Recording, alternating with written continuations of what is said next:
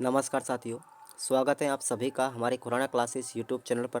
आज आपके लिए हम सामाजिक विज्ञान की दूसरे नंबर की यूनिट के इम्पोर्टेंट क्वेश्चनों की बात करेंगे। तो चलिए, पहला क्वेश्चन आपके लिए है,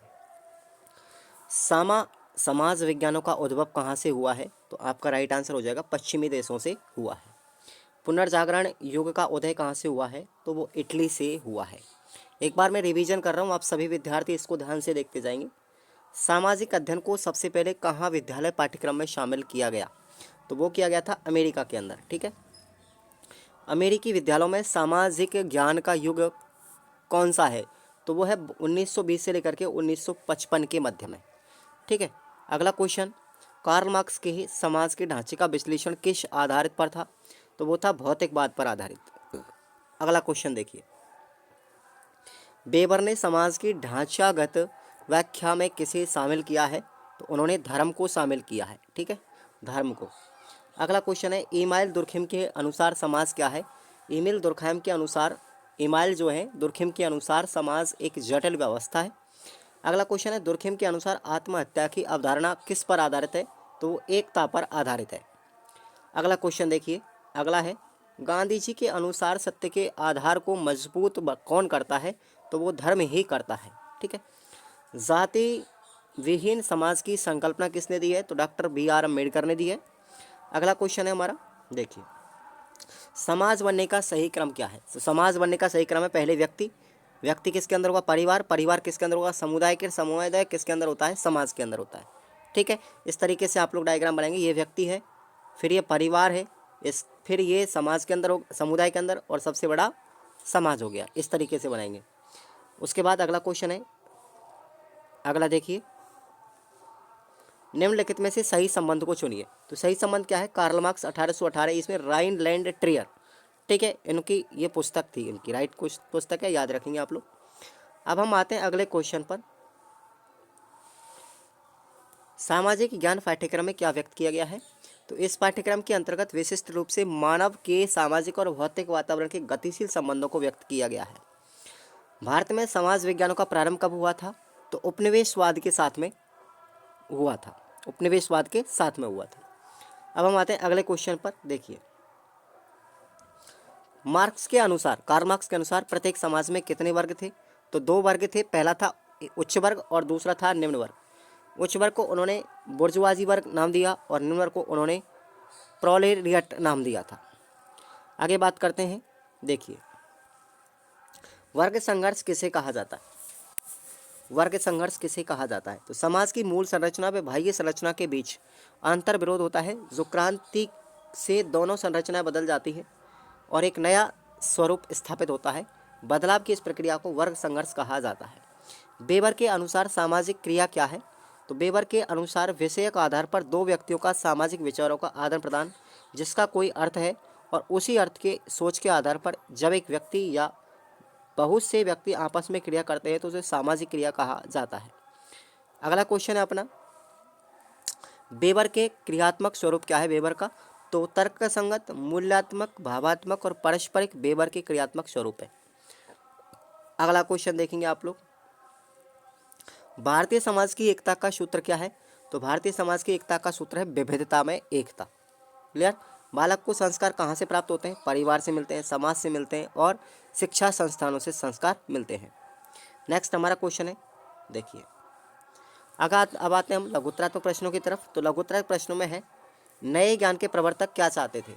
तो नए ज्ञान के प्रवर्तक चाहते थे कि उन कारणों को देखा जाए जो मनुष्य की प्रकृति को अलग अलग करते हैं, उन मानवीय प्रकृति को देखा जाए जो सारी दुनिया में एक सी है, मानवीय जीवन को चलाने के लिए प्रमुख संस्थान जैसे परिवार, विवाह, धर्म, राज्य आदि का निरीक्षण विश्लेषण किया जाए।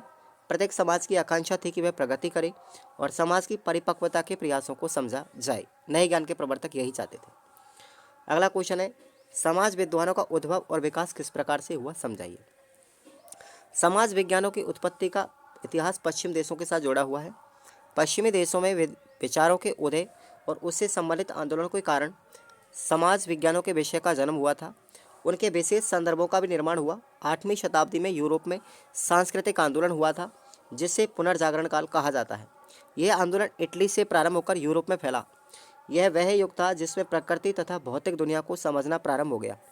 आसपास की प्रकृति को समझने के लिए मानव के सामने अनेक प्रश्न थे, जैसे धूप के क्या प्रभाव हो सकते हैं, पेड़ पत्तों का हरा रंग कैसे होता है, बहुत सारे प्रश्न थे।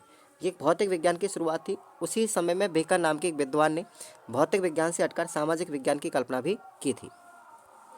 ठीक है, तो ये आपको पढ़ना है क्वेश्चन। अगला क्वेश्चन आता है हमारे, देखिए, कार्ल मार्क्स का संक्षिप्त परिचय दीजिए। इंपॉर्टेंट क्वेश्चन है ये, कार्ल मार्क्स का परिचय। तो कार्ल मार्क्स प्राथमिक रूप से एक महान आर्थिक इतिहासकार थे। भौतिकवाद के विश्लेषण के आधार पर इन्हें महान भौतिकवादी दार्शनिक कहा जाता है। दुनिया में असमानता पैदा कैसे होती है, उसे कैसे मिटाया जा सकता है, इसकी व्याख्या कार्ल मार्क्स ने की थी। इनका जन्म 5 मई 1818 को जर्मनी के राइनलैंड प्रांत के ट्रियर नामक जगह में हुआ। मार्क्स पर उनके पिता का बहुत प्रभाव था। वे स्थानीय हाई स्कूल में पढ़ने गए, जहां उन्होंने साहित्य कला में अपनी रुचि दर्शाई। उन्होंने अपने पिता की सलाह पर कार्ल मार्क्स ने बॉन विश्वविद्यालय की विधि संकाय में प्रवेश लिया। बर्लिन विश्वविद्यालय में कार्ल मार्क्स का समय हींगलवादी दर्शन के अध्ययन में गुजरा। बाद में मार्क्स के कानूनी अध्ययन को छोड़ करके स्वयं को दर्शन शास्त्र से जोड़ लिया। फिर मार्क्स राइन रिसे साइतुंग नामक पत्रिका के मुख्य संपादक भी बन गए।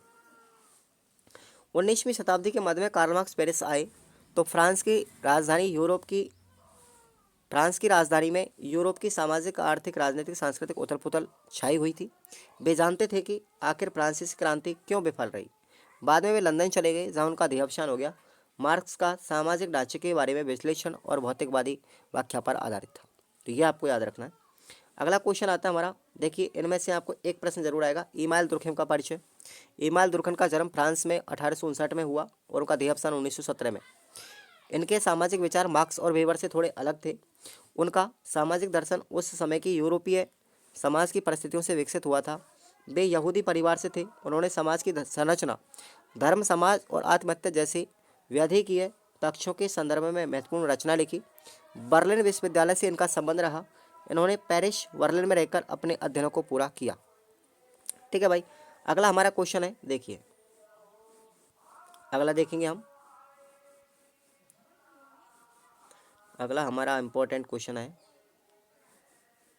देखिए थोड़ा सा, समाज रचना के भारतीय दृष्टिकोण की व्याख्या कीजिए। समाज संरचना के भारतीय दृष्टिकोण की रचना। इतिहास क्रम में यदि हम प्रारंभिक सामाजिक संरचना को देखें तो समाज का संचालन व संरचना मूलतः आध्यात्मिक आधारों के साथ जीवन दर्शन की विवेचना के साथ जुड़ा हुआ है। संस्थागत प्रबंधन भारतीय समाज की संरचना का निर्माण करते हैं, जो संबंधों को विशिष्ट रूपों से जोड़ते हैं।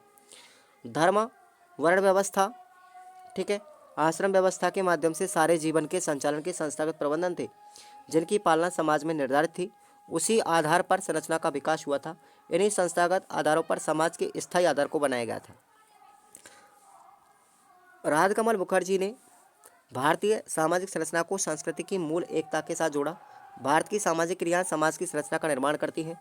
समाजशास्त्री दृष्टि से समाज में एक सामूहिक चेतनता मौजूद है, जो लोगों को एक दूसरे के साथ जोड़े रखती है। परंपराएं, धार्मिक आधार संस्तरण थे। एक ऐसा मनोवैज्ञानिक आधार है जो समाज की संरचना को बनाए रखता है। तो ये क्वेश्चन आपको याद करना है। ठीक है भाई, अगला क्वेश्चन यहाँ पर निबंधात्मक आ जाते हैं। निबंधात्मक मैं आपको नहीं बताऊंगा, मैंने आपको मॉडल पेपर में बता दूंगा निबंधात्मक, टेंशन मत लीजिए। तो छोटी छोटी यूनिट्स आपके लिए बताऊंगा, क्वेश्चन मैं आपको टच करवाऊंगा, उनको आप पढ़ के जाएं। धन्यवाद।